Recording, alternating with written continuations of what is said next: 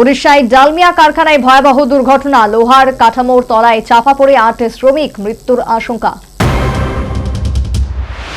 ভয়াবহ দুর্ঘটনা উড়িষ্যার ডালমিয়া সিমেন্ট কারখানায় কাজ চলাকালীন লোহার ভারী কাঠামো ভেঙে তার নিচে চাপা পড়লেন ৮ জন শ্রমিক।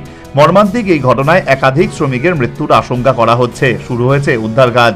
ঘটনাস্থলে উপস্থিত রয়েছে অ্যাম্বুলেন্স, দমকল এবং পুলিশ আধিকারিকরা।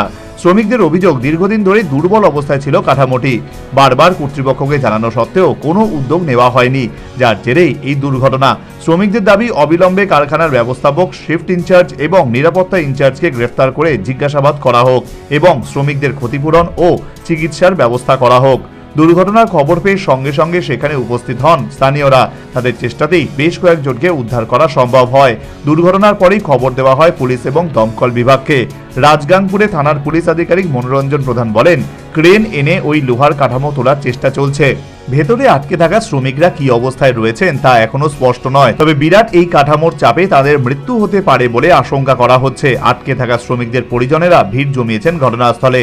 ওড়িশার সুন্দরগঞ্জ জেলায় অবস্থিত ডালমিয়া ভারত সিমেন্ট লিমিটেড সংস্থার এই সিমেন্ট কারখানা। অন্যান্য দিনের মতো এদিন কাজ চলছিল কারখানায়, তখনই হঠাৎ হুড়মুড়িয়ে ভেঙে পড়ে লোহার ওই কাঠামোটি।